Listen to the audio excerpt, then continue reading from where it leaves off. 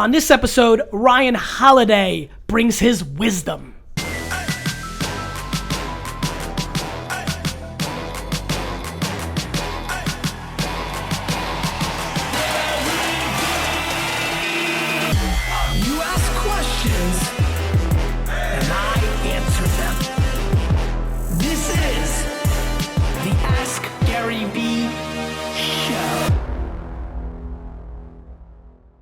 Hey everybody, this is Garyvee, Nerd Chuck, and this is episode 262 of the Ask Garyvee show. And I'm pretty excited about this. Ryan Holiday is in the house. I know that a lot of you are humongous fans of this man's work. I've seen his name pop up now for, feels like about a half a decade. I like saying that instead of 5 years. I'm not sure why. Sounds longer. Is that what it is? Yeah, I like, it's like Jake just said, we'll be ready in 90 seconds instead of a minute and a half. It sounded shorter. By the way, for the record, Jake took a lot longer than that. But here we are. We're finally live, 262. It's a Monday gloomy in New York. The New York Jets just lost Quincy Enunwa for the season. He was our only offensive weapon.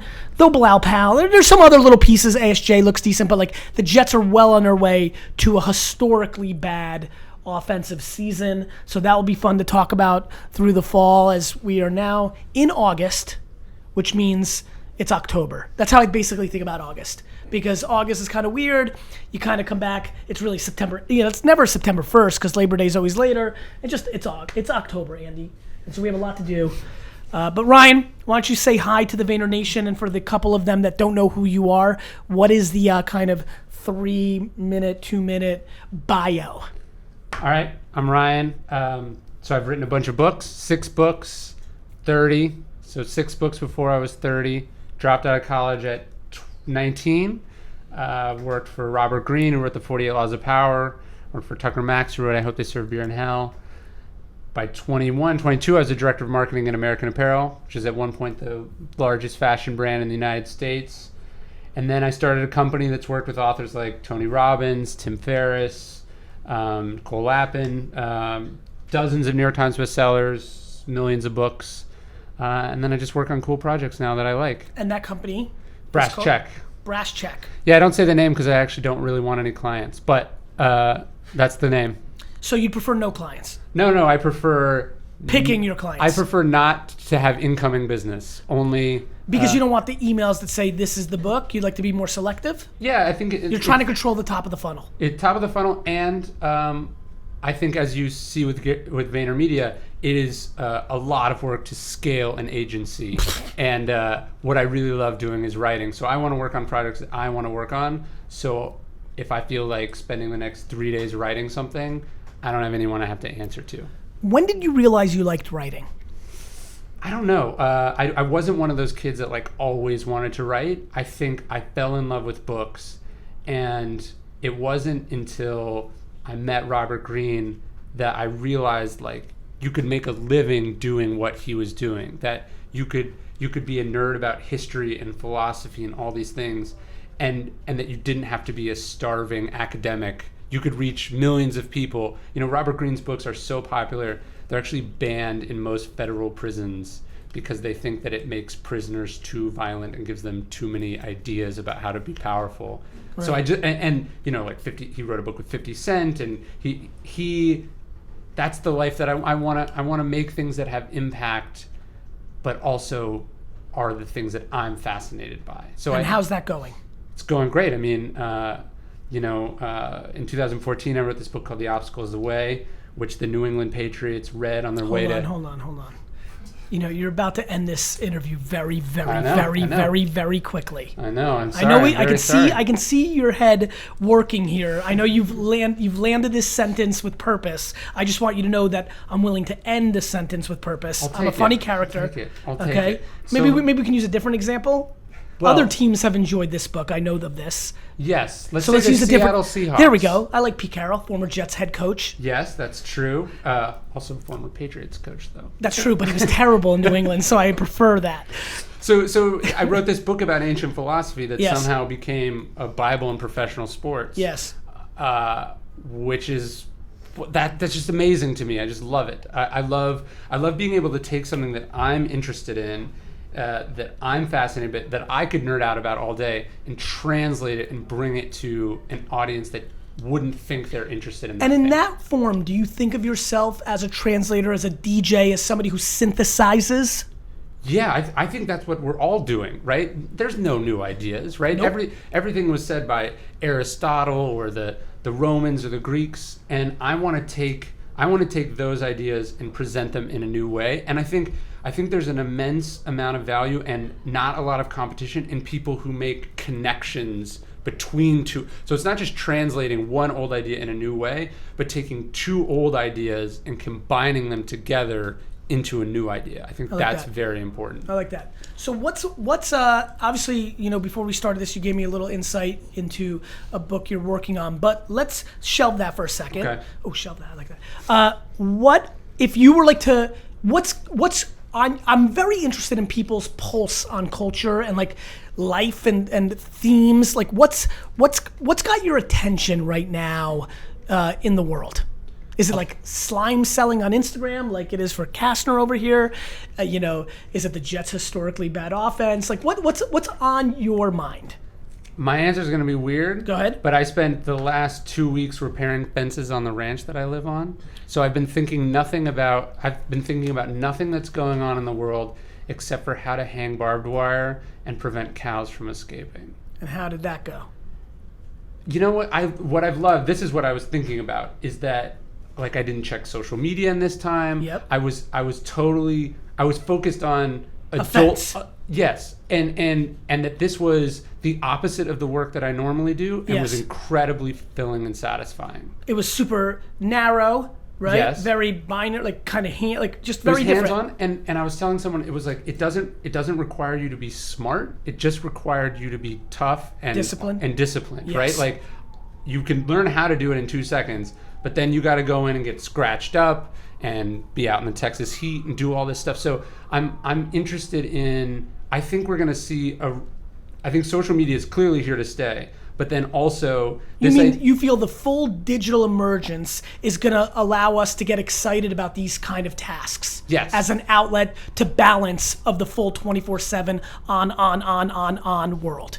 Yes, and I also think millennials especially are going to be the first generation to really tire of these things and go back and find some. Like what I'm doing is both absurd and totally financially a drain, right? To own cows is like the worst business in the world. Yes. But you love cows. I don't love cows. I mean, I love the land and being outside and doing all that. But I'm just saying, it's romanticizing the past, right? Like my parents and grandparents and they were like, I just got like if you think about the America 2 generations before, they're like, I gotta get off this fucking farm. Right. Like I want to get on the farm. Yeah, I want to get on the farm. But you know what's so funny about that? I think that's always the advice when I give when somebody's trying to think up something. It's always pulling in the opposite direction of the current fast trend. Yes. Right? Like Snapchat's restrictions were a great answer to Twitter and Facebook's openness, right? Mm-hmm. So like that makes a ton of sense to me. And as a matter of fact, I actually see it in a similar way with a slightly interesting twist. I'm fascinated that so many people are doing real life stuff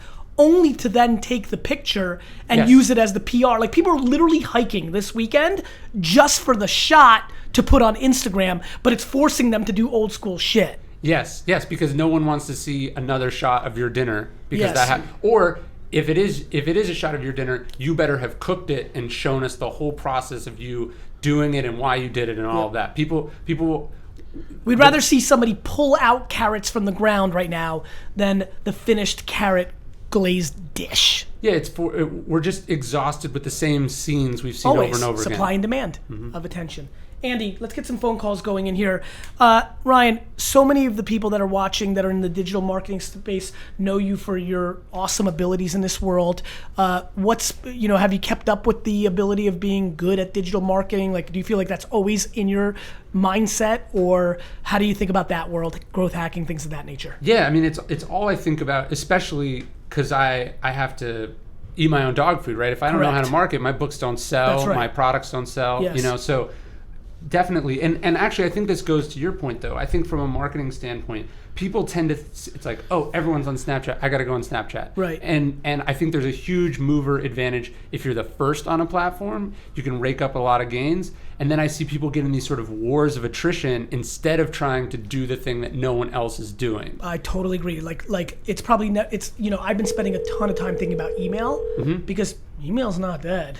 And nobody, in the best minds, tend to not be spending their time on it. Well, and the thing about email is nobody owns email, right? So there's no network Correct. saying, how do we monetize Hello? that? Hello, how are you? This is Garyvee, and you're in the Ask Garyvee show with Ryan Holiday. Shut the heck up. That's so awesome. Haley, Hi, Ryan. Hi. Gary. you have done it. Where are you from, and what's your question?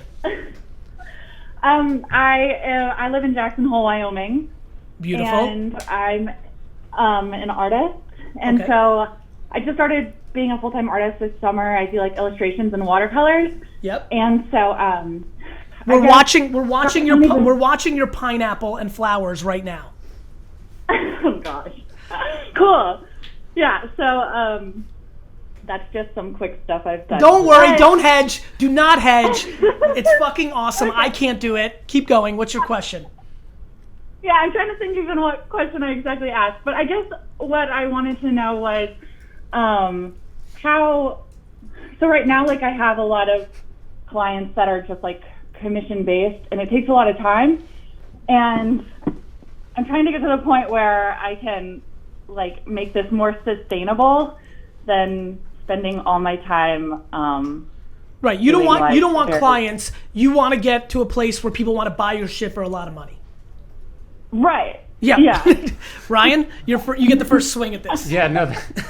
Well, first off, I would think Let's about. just cut to the chase, Haley. I would think about charging. If you're doing stuff on commission, that should be incredibly expensive, and then that way the stuff that's not on commission can be cheaper, but then scale more. So I'm always, if it's just going to be you, if you're not trying to build this huge organization around you, you want to be exclusive and you want there to be value in that exclusivity. So that's how I would think about it. Haley, I think that Ryan's making an interesting point. I'll tweak on it. Have you continuously charged more every time you got a new client?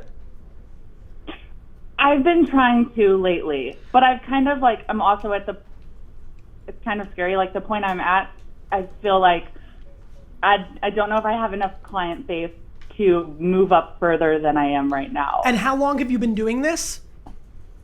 It's been a hobby. So I used to do fashion design, so it's been kind of a hobby on the side for probably about 5 years. I've been doing stuff for clients, and then just this year I've started to raise prices like very slowly.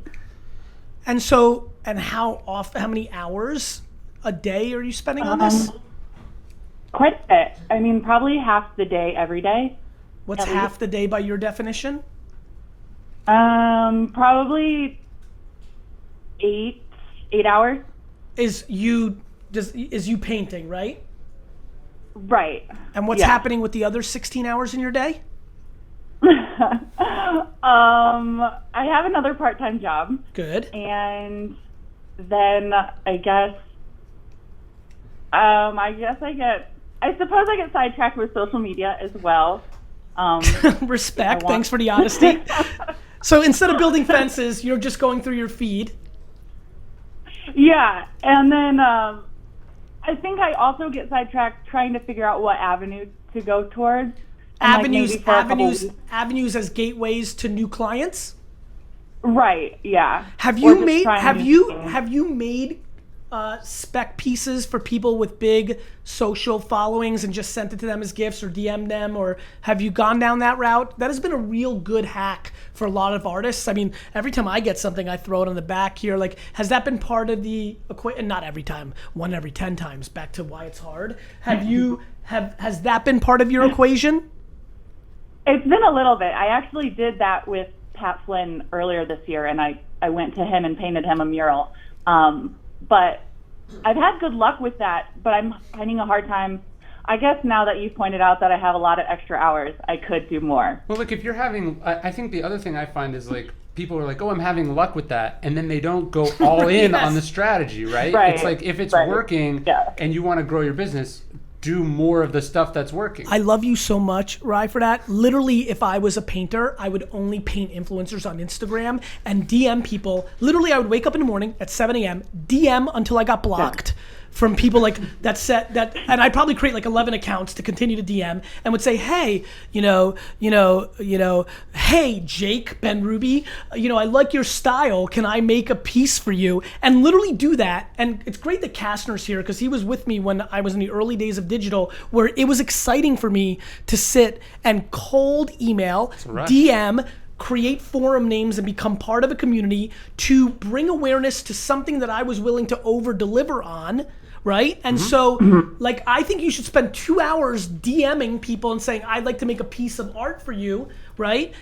Make your time in your feed and social media worthwhile. Hit the explore feed, click things that are interesting to you, see people that have big followings, and then DM them and say, I'd love to make a piece for you, right? And then one out of every 2 will feature it, and 1 out of every 2 will just hang it without anybody seeing it, right? And you do a thing that most people don't do, right? Most of the people online are like, hey, can I write an article about you? Can I have you on my podcast? All this thing that takes time from them. You're making a physical product. Like, how many people have paintings that someone made for them unsolicited? Right. It's there because you don't get a lot of paintings. Correct. And you know who else? Mark Echo, who we both know. Yep. He literally launched Echo Industries, which became a $1 billion company by making swag for people in hip hop. He made a jacket for Spike Lee about Malcolm X. Yep. I actually I talk about the story in my book Perennial Seller, but he talks about it in Unlabel. He calls them swag bombs, and he would make amazing stuff for people and send it to them. And this airbrush jacket launched a 20-year relationship that he has with Spike Lee. Haley, listen, influencers on Instagram are underpriced by their attention. Somebody that you make a painting for that has 1 million followers still thinks it's cool for now that you made a painting for them, and they're going to post it on their account, and that is going to bring you disproportionate awareness. I highly recommend you going deep on this strategy by business developing for people to, don't do it on spec and send it to them, and then, D-Rock takes it home. Actually figure out if they're interested by it, and then they actually showcase it. And I would Ryan hit the... I'm having luck with this and not doing anything with it. Like, the one thing my team will tell you, and a lot of them are here, and I know you do this too, as soon as we see something works, I squeeze the living fuck out of that thing until it doesn't work no more. Okay. Got it? All right. Good. Good call. Yeah. Thank you. Good call. I like that. No, but you can get the next one, Andy. Right. That's such a good point, right? Like, isn't that the point, right? Like, I think one of the things that has always been interesting about me is I love the unscalable, so much so that I think, ironically, what doesn't make me best in class in growth a lot of times has been I don't pass it on to the scalable technology thing because I love the dirt so much. Sure. For me, I watch everybody the other way. They, they're always... when I sit down with clients, my first question is always, where are most of your clients coming from? And then they're like, this, and then I go, so let's do more of that. And they're like, thank you, this is such a great idea. And it's like, you were literally already doing this, but I'm just gonna talk to you about how we can double down or put more resources behind it or whatever. So here's something people don't realize. In the CPG world, like the deodorant, shampoo, soda, it's all heavy users. Yep. Like 10% of the users drive the entire business. So if you quadruple down on that base and get one more incremental. Hello, this is Donald speaking. Donald, this is Garyvee, and you're in the Ask Garyvee show with Ryan Holiday. Oh my God, I'm sitting here cooking eggs in my kitchen. I'm watching it live. Well, thanks, man. How are you? We're great. Where are you from? Sarasota, Florida. Love it. What's your question, my man? Hey, I don't really have a question, man. I just wanted to tell you, you're a huge inspiration to me. My family, I'm in the family business of dry cleaning. My parents came down from New York in '89 to Sarasota and kind of built this thing from the ground up. About 5 years ago, I started to build like a free pickup and delivery service on the side of as an extra added service to our business. And I don't know, it started 0. This year we're going to break 700,000, and just wanted to let you know, man, you're just a huge inspiration to the hustle, and just really appreciate everything. That's very, very kind. Can you say something nice about Ryan? Ryan seems like a great guy. I don't. He's really good looking, a great guy. Listen, thank you so much for calling, man. That means a lot to me. Thank you. You're welcome. Well, that's good, Andy. I like this strategy. More of those. Just random phone calls of compliments. And then we don't have to do anything. Perfect. Yeah, exactly. No worries. I know. Don't worry. You don't have to. You've done a good job up to this point. I wasn't joking, actually. Let's do more compliment calls. Ryan, what about what was the first breakthrough hack or growth or thing that happened in your kind of career as a teenager or young man, or like what was one of your favorite like tripling down on something or discoveries?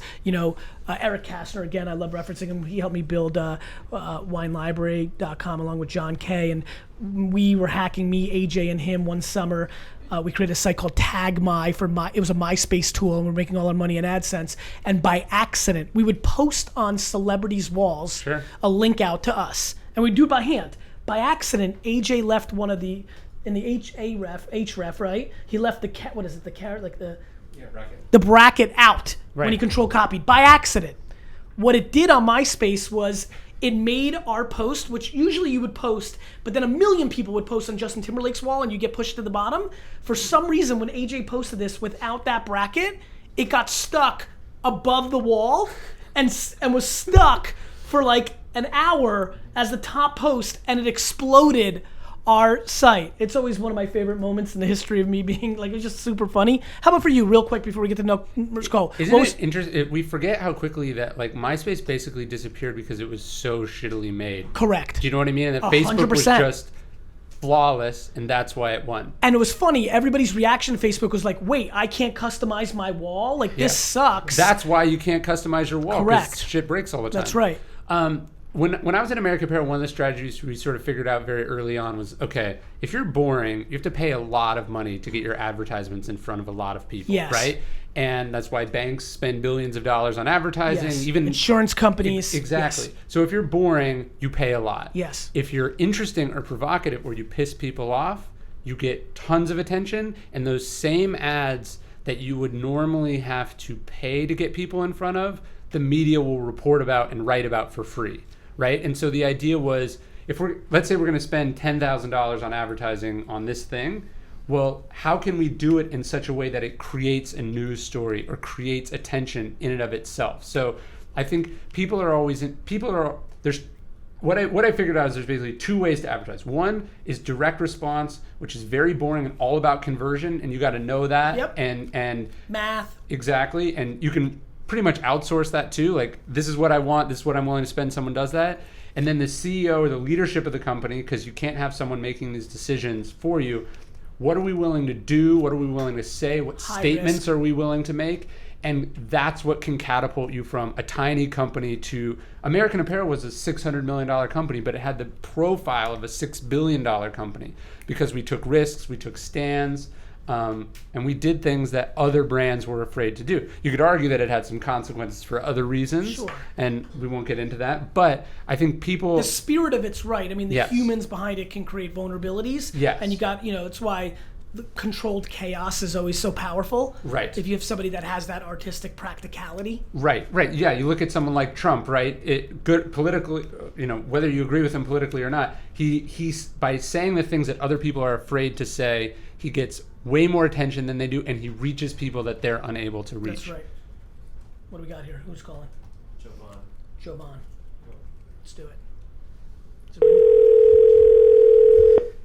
Supply and demand of attention and information, like the norms. The media wants to write about things. People don't realize this. The media has an insatiable appetite, and if you make yourself appetizing, they'll jump all over you. For sure. And what's interesting is in traditional PR, there was a gatekeeper of that, but now the people that are interesting can go direct to consumer at scale. You can There's no filter. You can announce your own campaign on Medium, and if it's provocative and interesting, You've got a it'll shot. get pickup. Yeah. Looks like Jovan fucked up. Let's move on. Is this Jovan calling back? Let's see. I don't know. Is it ringing? No. All right. Let's just move on. So what about audio? While he's transitioning, I'm right now obsessed with Alexa skills, Google Home, podcasts, just the fact that I believe that audio and sound is saving people time. Yes. Because you can consume it. Audiobooks. Yep. So where have you been on that? Have you been looking at that at all? Like, what's your relationship right now with the current state of audio? I think audio is Siobhan? big. Hello? Why? Hello? Javon? Excuse me, you call me people? Yes, this is Gary Vaynerchuk from the Ask Garyvee show. I called you. Oh, yes? Would you like me to call you? Was that part of the plan? You gave us your phone number?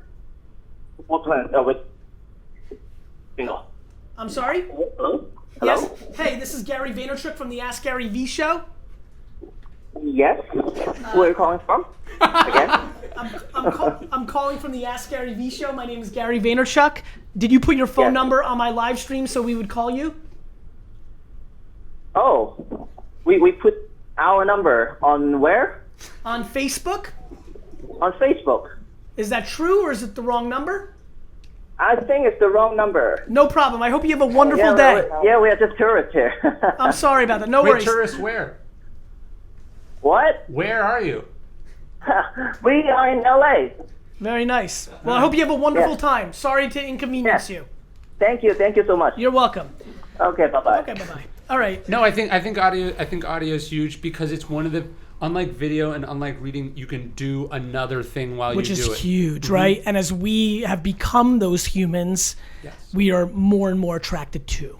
Yes, and also it's long form for the most part. And I think my first book was sort of an expose of how toxic some Which of the one? media Trust Me, I'm lying. Was an expose of some of the problems in the media system. And I think one of the reasons that podcasts are so good and audiobooks are so good is that they're not subject to the Darwinian economics of viralness, right? Podcasts don't go viral. That's right. Unless it's some I get it. amazing world. But for the most part, You're not reverse engineering a headline to create virality regardless of the depth of the content underneath it. yeah, it's either just a long conversation or it's Yep. a deep dive into Yep. a subject. Startup is 10 episodes Yep. of an hour long. It's The number a you have 10-hour dialed. series. Yep. So it's so much higher quality than most of the crap on the internet. And I think that's huge. Do you believe in the current state of the internet, the best quality rises to the top? No, of course not. I mean, I think there's that Martin Luther King line where the arc of history is long as it bends towards truth. Yes. At the end of the day, yes, great stuff Sure, at a eventually finds macro. its audience, but there are many, many amazing Yep. things that are not being seen over a lot of crap. Hey, it's Gary Vee. You're on the Ask Garyvee show with Ryan Holiday. What's up, Ryan? What's up, Gary? How's it going? Hey, Doing well, man. Who's this? Doing well. This is Kylan DeYoung over in Los Angeles. I was over at the Shoe Palace thing in Melrose, actually. That's awesome, Kylan. Thanks, man. Thanks for coming out. What's your question? My question is, if you're still developing a business, like in the sense of, because I work full-time at a marketing agency, which I love, have a lot of fun here. I think we're actually going to do some partnerships with VaynerMedia. Some of us have some meetings over there, but on the side, I've been building a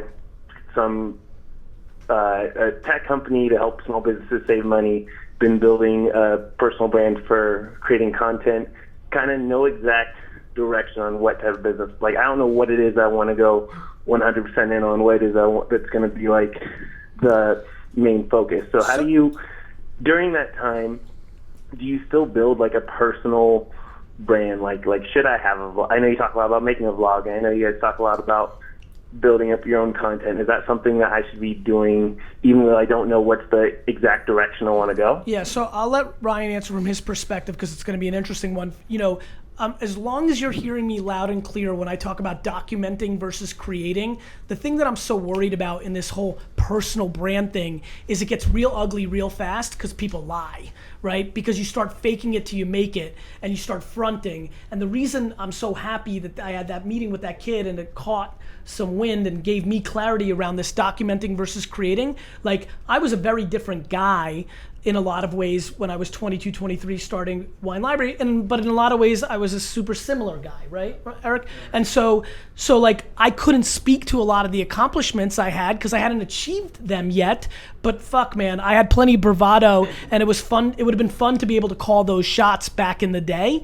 It would have been cool to see that meeting that Eric and I had with David Karp at Tumblr, you know, in our office. Like, you know, I guess it's funny that what Ryan was saying right before he called, my big thing is the truth, right? Like, you can build your personal brand, AKA your reputation. You can hack with creating content. I'm just worried that people, when they think personal brand, start calling themselves like the 7-figure expert, or like, I feel like everybody turns into WWF and has to become a character, not their actual person. So I'm a fan of it because I think it leads to opportunity. I think like it's a living, breathing resume at scale that has huge upside, one piece of content away from changing your life. As long as you're patient and realize nobody gives a fuck for the first 2, 3, 4, 5 years, depending on how interesting you are and what you're producing. And it has a lot of people, I mean, the most of the market is producing stuff that nobody wants to watch. Ryan? Yeah, so I'll tell a quick story. In the late 1920s, 1930s, Winston Churchill is basically driven from political life in Britain, right? He'd worked his way all the way up to the top, one of the most important people in Britain, and he's driven out from politics. He still holds a small office, but he's driven out. And what does he do? He turns to radio and writing articles. He writes hundreds of articles. He gives international radio broadcasts. He's actually at this time more famous in America than he is in his home country. He writes books. He writes this epic series about the First World War and about the history of the English language and all these things. And he builds a huge platform. He becomes a media company himself. Basically, yes. Yeah. And he's publishing in Ladies' Home Journal in the United States and everywhere and anywhere that will take him. And he builds up. And he reverse engineers the content for the context of the place? Yes, about he becomes a famous person who has a platform. And so he begins to warn about the threat of Nazism and Hitler, which people in the British leadership was ignoring. And so finally, when they woke up and they realized we've been appeasing Hitler for all this time and we've not been taking this seriously, and they said, and the people wanted the person to replace them to solve this problem that they'd avoided for so long, Winston Churchill was the name on everyone's lips, right? And he had the world's ear to communicate that message. And so it's never too late or too early to start building your platform, and you have to do it. You know, Ryan just much more articulately explained the way I talk about being historically correct. The big reason I have so much passion right now of documenting everything I'm doing is because historically I've been right about a lot of stuff, and those are missed opportunities for me. And I've been wrong. Eric remembers when I thought video email would rule the world, but I like being wrong too. You know, to me, what was refined at 41-year-old Gary that 25-year-old Gary didn't have is I try not to predict as much. What Winston Churchill didn't make up, he wasn't Nostradamus. He wasn't like a man named Hitler is gonna come. Like, he wasn't doing that weird thing. Right. He was just watching and social commentating in real time. That's what I've evolved into. Instead of predicting that video email is gonna win, I just recognize that voice is working, that podcast consumption is on. It's just being first, faster, and making a bet in the early indicators instead of guessing. And so I think that's what you're speaking to. And going directly to the people, building an audience. You know, people think like, oh, when I have my company or I write my book or I make my YouTube channel or start my podcast, that's what will get me the audience. It's so crazy. I don't give a shit what Drake has to say now. I would watch every minute of the 3 years before he became Drake. All of it. I would consume all of it. Show me the day before it happened. And then you realize it's not a day. The biggest reason I'm doing Daily V is because, guys, YouTube, it's not a day before. It's the whole thing. It's just a volume of work that shows you it wasn't a moment. It was the whole fucking thing, the whole process. And so, no, man, I don't think it's too early as long as you're not full of shit. And so as long as your content is, I'm not sure what I'm doing yet, or today I ate a banana, or it's really cool today that, like, everybody in this room and everybody watching right now and everybody on YouTube could have gave their 2 cents the day Instagram copied all of Snapchat's features a year ago. It would just be fun to see what everybody thought. How did they feel? How did your mind change? Like, that's just interesting fodder. And if you find out that eventually you're right at social commentating, to Ryan's point, you're the name on everybody's lips. Yeah, and I would say also your point about documenting. My friend Austin Kleon, he's a great writer and artist. He says, you know, you can't. It's not too many people want to be the noun without doing the verb, right? So you got to do the work. It's about showing the work that you're doing, not talking about what that work's got you or. I hate fake it till you make it. It's No, you shouldn't have to fake it till you make it. You should be showing yourself making it, right? That's interesting. You know, and then you have a huge audience like me. I prefer the climb, not the finish line. I don't like the world championship. I am disgusted when the Yankees and Rangers finally win and focus completely on the Jets. Like, I'm thrilled. You don't understand how excited I am for this shit season. I cannot wait to go there every Sunday and get our faces beaten in because I want to sit there lonely because it's going to be a half-empty stadium, and I'm going to watch and I'm going to look at everybody's fucking face, and I'm going to look, and then 5, 7, 9 years later when those seats are filled with new faces, I'm going to be like, you weren't fucking here. But Rick was. And I love that process. And I think way too many people want to be the thing and not realizing the thing that attracts us to each other is the vulnerabilities and the humility and the process, not the end result. As a matter of fact, if you think about hip hop, do you know why I love hip hop? Once you're a star, you're only writing about how you got there.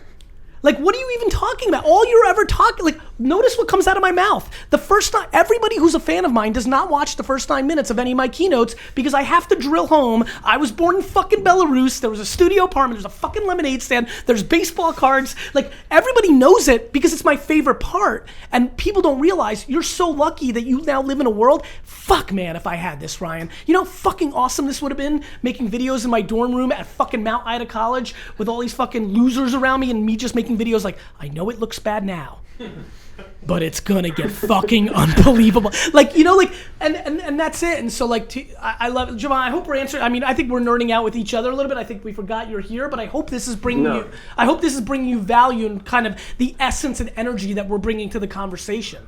And you gotta love that. No. You gotta love that process, right? You gotta love it more. Like, when I have a book come out, the day almost. On my last 4 books, when the day the book came out, I was working on the next one because there's pleasure in me sitting there with the page and moving things around and watching the Amazon rank or the reviews. All that makes me uncomfortable and it's out of my control. The work is always in my control. I can make it good. I can't make people do anything. Yeah, and so for me, like, it's so interesting. Like, I get super excited when I have an idea for a book. And then, because I don't actually write, I have a ghostwriter, I have a different process. Yeah. For me, as you can imagine, opening, like when I start selling it, which is usually 3 months before it comes out, and then opening day, like to me, that's what I get excited about. Right. I secretly think I can make people do what but I mean, no. I'm joking, but I'm Nick Saban wins a national championship. He celebrates on the field, and he walks into the locker room, and he's thinking about next season. And I get it too. I hate winning. I really do. I don't think people realize how much I mean that. I like the process over everything, and that's what made you good at the process. It's an adaptive mechanism, right? Because you love the process, that's where you spend all your time and energy, and it feels comfortable, and you're at home in it. And the winning, even if you're winning a lot, winning is rare, right? Like, even if you're winning all the time, it's every couple months, every couple weeks, but every day I'm sitting down on my computer, I have my routine and my ritual. Yep. So that's what I love. Javon, what did you get out of this? Are you talking to me? It's a quiz, man. Yeah, what did you get out of this little rant? So what I'm getting out of it is that while you're building, even if you don't know exactly what is the business endeavor, entrepreneurial endeavor that you're going to build, you can document your own personal journey of finding that as long as you're being honest about everything, you're not spitting out bullshit and just the fake it till you make it, and just really like, hey, I'm not exactly sure what I'm doing.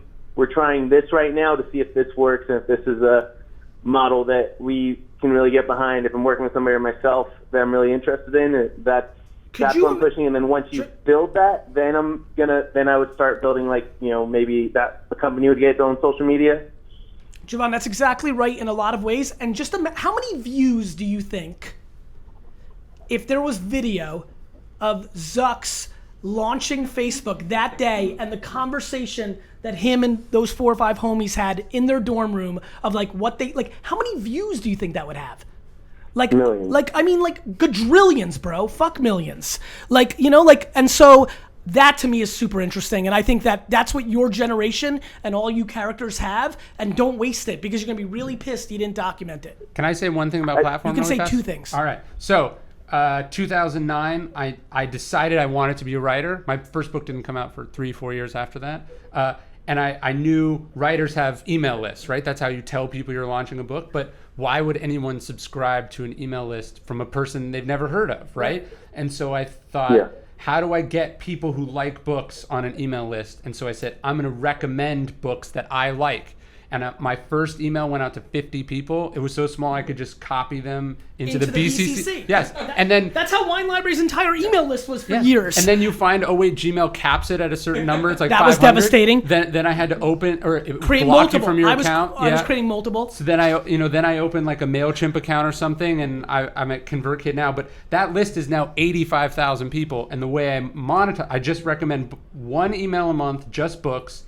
And I've monetized it because I've sent 6 emails to that list of my own, where the book I'm announcing that month is my own book. Right. And so one of the months when you recommend books here's a good book. Here's a good book. I like the guy who wrote this. Yeah. And it'll be funny because people will go like, I had no idea they've been subscribed for years, and they'll be like, I had no idea you were a writer. I have a great idea for your January 30th, 2018 recommended book. It's called Crushing It. It's a follow-up to a book that did very well. We'll talk about it later. Done. And no. Definitely not done, because one thing, you know what's funny about you? And this is, it's so fun. I don't meet a lot of people that I have common friends with and knew by reputation, but met them kind of late. Like, it's funny that it took a while for us to cross paths.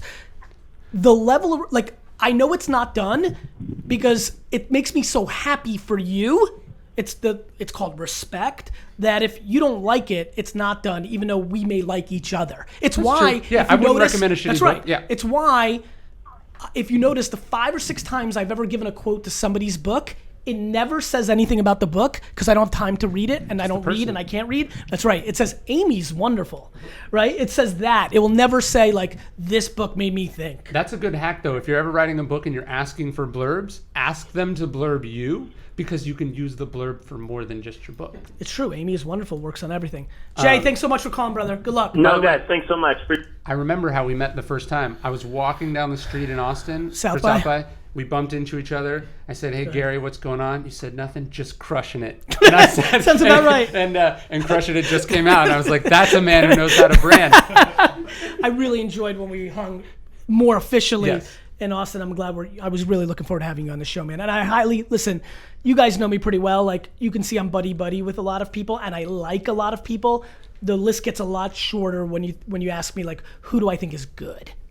My good list is I like everybody, weirdly. Who do I think is good is a very short list, and I think you're really good at what you do, man. Thank you, man. For real. Cool. One last one. Man, that list is very right? When we're off camera, we think everyone sucks. Really sucks. Seth Curry sucks. Josh, Garyvee, Ask Garyvee show. You're on with Ryan. How are you? Gary, what is up? I'm good. How you doing? Ryan? I'm doing good. Where are you from, and what's your question? I am from Boston, Massachusetts. I'll get right into it. My question, I have a baseball subscription box company. It's called Plate Crate. Plate Crate. I'm teetering Plate Crate. So I do monthly box of baseball gear, training, and accessories. I got about 600 monthly customers. We're growing pretty rapidly. Real quick, I apologize to cut you off. Real quick, hold on. You have a box of the month business that has baseball stuff in it. I know I'm simplifying it. Yep. No, Keep that's going. exactly what it is. Keep going. Baseball players, not fans. I see, for players. High school player? Yep. I assume non-professional players, right? Little league all the way up to professional. We have a couple pro guys as well, not in the MLB, but in minor league. I love it. Keep going. So basically we're doing Facebook ads. We do a ton on Instagram and Facebook. I just got into my affiliate program, but my affiliate program, I only give about $7 to $10 commissions, so not super enticing for influencers. I was wondering how I could get around that hurdle. Well, you could give them much more. What's a customer worth? I bet the lifetime value of your customer's got to be way more than $6 or $7, but right? Because he's new, he doesn't know how the LTV plays out yet, right? It's about 4.5 months LTV. So it's worth more than that. Cost of goods about half. So what are you just greedy, or? No, I'm not greedy. I did a tiered system. I could give more away. I just didn't know how to structure it since I've never done an affiliate program before. So I looked up. It was about 20 to 30%. It's really funny though. I want every single person listening to this podcast to rewind this. There was something I tweeted the other day, kind of just I've been on this kick lately of just saying stuff very generally, just for my own happiness. And I said, it was after a meeting where somebody was clearly not passionate about their product and they were trying to sell me. And I tweeted something like, selling isn't scary. A lot of people are scared to sell. It's selling something you don't believe in is scary. If everybody rewinds the way you talked about your affiliate program just now was like, you shit on it before you even finished the fourth word out of your mouth. And I think it's a really interesting insight, right? Of course it has no prayer. You thought the affiliate program was dog shit for the person. And so like, it's like, it's a really interesting way, like, bro, I'm telling you, even for yourself, my man, you need to go back and listen to how you said it. It was crazy. You hedged the living shit out of it. Like, hey guys, real quick, this really sucks shit, but give me an answer. That in itself is the insight. The thing that always works for me and why I think I'm a good salesman is, boy, do I believe in my shit. And if I don't, I just don't sell it. And so like, you like, what's the number that you think is really worth it to them? Like, when do you feel emphatic about DMing every Little League baseball coach on earth? Like, when do you get pumped? Like, what do you think the good deal is? And more importantly, why can't you make that the deal if you think that's the good deal? Is it financial? What is it? And I would say the deal should be so good that it's a little scary to you, right? That the number feels a little scary. And I would say a couple more things on affiliate programs. So one, it's got to be both directions, right? So what are you giving them as the commission, and then what are they offering their people, right? So it's not like I'm not gonna get up and go, hey, I'm gonna sell this because I know I'm taking some money off the back end. I want to be able to go to my people, my fans, and give them something. You look like Wealthfront, I think, has one of the best affiliate programs. It's really good. They manage money for free, but for both parties, right? And then remember, like I see this. I do this in one of my talks where I got this letter from like my mortgage company, and they're like, "Hey, we really appreciate referrals. Give us referrals." And I was like, "I'm sure you do appreciate referrals. It's free business, right? So pay me, right? Like if you want, you're asking people to spend their social capital recommending your for-profit service." Let me throw another one, mainly because I respect Ryan, and I'm actually doing this selfishly because I want to see what his reaction is, because I think he'll be able to add on it. Or you go completely the other way. Sure. Right? So I think of things in brand and sales, transactional, micro, and macro brand building. Maybe you go completely the other way and go, like, to me, a lot of times it's like, don't ask for anything ever and just obliterate everybody with like value, right? Sure. Like, what if you made the best baseball training videos of all, like, free? Like that's where you act like a media company, right? And so like, there's a lot of ways to go about it, but the one thing to never do is be half pregnant. And like, that's where you're stuck right now. To Ryan's point, let me tell you something amazing about controlling shit. You can make it. What was the affiliate program again? $7 to $10? Yep, $7 to $10. And how much is it a month? It's $37 a month. Right. Give them $37. Right. Let me tell you why. Because if you ask 29 people and they all say yes because they're like, holy shit, I'm getting as much as he's getting in full sales, I have great news. After they all say yes, you can stop giving that out. Yeah. Like, you're in control of your shit. Right. Like, I don't know, put in the fine print that it's like 1 day, cancellation to the, like what people don't get is, to Ryan's point, it's funny, it made me think about free shipping. Like, again, I just love pointing to Eric because these are the stories lost in history. When we did free shipping, there was no, like, that's not what happened.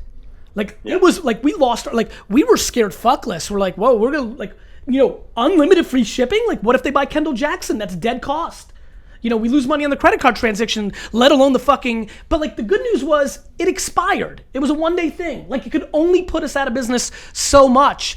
And I don't know what you have in the bank and what your situation is, but to Ryan's point, if you make yourself uncomfortable, if it goes too well, you can stop it. Well, no, it's funny too. Like, businesses are willing to lose money on all sorts of things, right? They're willing to lose money on advertise. Like, hey, this billboard costs $50,000, but it's good for brand building, whatever. And then if I said, okay, but what if we gave $50,000 worth of product away to people? They'd be like, I don't know. And it's like, the product is the best advertising. If at the end, if you spend $50,000 on a billboard and maybe you get some customers out of it, versus you give $50,000 worth of product away, at least you have $50,000 worth of people using your shit. And if it's good, you'll get word of mouth. Ryan, there was this delicious product coming out from one of my clients. Delicious. Like like everybody liked it, all creeds, and I told them instead of spending $24 million on media and marketing, to give away $24 million worth of product, and they just couldn't wrap their head around it. No, and it would have worked. I mean, look, sampling works. Publishers want to try to charge media outlets for, first serial rights on a book. That's the excerpt. It's like, are you out of your mind? Give as much of the book away as humanly possible, and if it's good, people will give the book to other people. Who's going to buy a book that they know nothing about, that they haven't gotten to try, right? And so if your shit is good, the more of it you give away, the more customers you'll have. I love it. Does that put you in the macro mindset? Yeah, absolutely. I'm going to do that right now, right when we get off the phone. You better tweet us and tell us what happened. Love you. See ya. Bye. Yeah. Oh, sorry. Right. What parting? I mean, you've got so much wisdom. What parting wisdoms for so many entrepreneurs listening, all shapes and sizes. I think this is going to be a very popular episode. We got into like some details, which I think is going to be very healthy for my audience because boy, do I love to be in the macro. What like one other, two other tidbits like sit on your chest on the theme of this episode? Anything stand out? I know you got a lot of different things that you believe in. Like anything that we haven't covered that you think can be a nugget for somebody? Want to take a sharp right turn and talk You're Gonna Die, Memento Mori? 100%. I think I carry in my pocket every day, I carry a coin that just says Memento Mori, which is Latin. It means remember your death, right? And on the back, there's a quote from Marcus Aurelius, the Stoic, and he wrote to himself, he said, you could leave life right now. Let that determine what you do and say and think. So this could be the last show I'm on in my life. This could be the last city I'm on in my life. This could be the last book I ever write. The last time I talk to my wife could be the last time. And you got to let that determine, you got to let that shape. The thought of your mortality and death, and not in a depressing way, should shadow everything that you do, because it's the only way to make sure you do it right. Boy, do I talk about death a lot, right? It's up there. Yeah, I mean, the funeral, like, oh yeah, sure. I believe in it the most, as you can probably know a little bit. Like, I'm glad you brought that up. No, your 3 words, you're gonna die. Yeah. That should let you cut out bullshit. That should let you decide how you're going to treat other people and let yourself be treated, and it should determine the quality of the work that you're going to do. This happens to everybody in a micro. It's called when police lights go on behind you, you're scared shitless, you change your behavior, then the car drives by you, right? And then for like 3 minutes, you're like, okay, I'm going to go 55 now. And then, 4 minutes later, you're going 73 again. Right. And that's how I think people do it in life. Like something bad happens, they hear something, they see something, and they're like, oh shit, I'm gonna live under the mindset of you're gonna die. Like, yeah, they've seen my thing, it hit them for a day. Well, it's like you hear about a friend who has cancer and you think like, what would I do if I had cancer? Yeah. I'd blah, blah. You do have cancer. You're gonna fucking die. Yes, you do have cancer. You just don't. First off, because lots of people do get cancer, so there's a real chance the cells are already in your body, right? Yep. But like, you do have a fatal diagnosis from a doctor. He just can't tell you if it's 6 months or 60 years. But you are definitely 100% going to die, and it could be tomorrow. So what are you going to do with that information? I believe in it the most, my man. Yeah. All right, question of the day. Okay. Every guest gets to ask the question of the day. You'll get a lot of answers, thousands across Facebook and YouTube most likely. This is a good opportunity for you to do a little, focus group or whatever the hell you like asking. Can I ask you? So I'm supposed to ask a question? To the audience, Oh, yes, to the but you're more than audience. welcome to ask me a singular question. I was going to ask you a want. question. Yeah, Okay, go ahead. so and then you can ask the question of the day. So I love writing and books and all of that, and it's what gets me up in the morning. And one of the things I wrestle with when I watch your stuff and I see just the immense amount of people you're reaching is I see video and social and all this stuff, and I ask myself, on the one hand, I didn't become a writer to go do those things, right? Yes. All those things come at the cost of my craft. But on the other hand, am I being closed-minded? Like, how could someone like me get into video? You put that form of communication in that context on a pedestal because of the narrative you painted yourself early on. Sure. The end. Okay. I get it. Like, I think about it too. Like, it's funny how the world goes in your favor when you just realize what's the point. I think what's special about you for me is I actually think you have something to say. It's interesting. I've spent some time with you now, a second time, a little meaningless. It's always fucking strong. And look, you may be, let me phrase, you are great at communicating those things in your way. Yeah. And that still may be your way. I, for example, can't put 3 sentences together, but I know that people like to read books. Sure. Right? Right. And so for me, I hack the system. For me, it's a ghostwriter. For me, it's trying to really be smart about my process. And I'm able to write a book in my voice because every word is dissected. It's all recorded, right? Grammar and structure is put around to help me. But I don't put the medium on a platform. Right. I put the message on a platform, and then I figure out how to hack, whether audio, video, or written word, how to get it out there, because I feel in my heart, and this is what I get from you, that I'm really trying to bring value. I love the narcissistic and selfish aspects of it, but I'm way more fascinated by the legacy and noble altruistic aspects of it, which then gives me the humility to deploy it in any shape or form. You may not be as great at video in front of a camera, but you can absolutely work with somebody who takes words and sentences and makes it into an animation. You could create $1 billion IP business of the cartoon version of yourself. There's so many ways to do it. Video consumption is real. Yeah. Audio consumption is real. Right. Your voice is too powerful not to find its way into those mediums. No, I should hack the way that if you don't feel books are natural, you find a way to get it done. Correct. I need to do that on the other mediums that aren't natural to me. At least my point of view. Because, no, that's because the I advice think, I'm looking for. Because I think the romance of the medium I'm empathetic to. Yeah. But why not let more people be affected by it? No, you're totally right. And then it becomes a gateway to those things. Sure. I mean, you'll have a lot more book consumption Yeah. if people have the video consumption, because that's what they're doing. You're totally right. All right, This is question good. of the day to the audience. What's a book that changed your life that I should read? I'll get lots of answers, and I'll try to read as many of them as I can. I believe you, my man. Thanks. Such a pleasure. Yeah. Really enjoyed this. You keep asking questions, we'll keep answering them.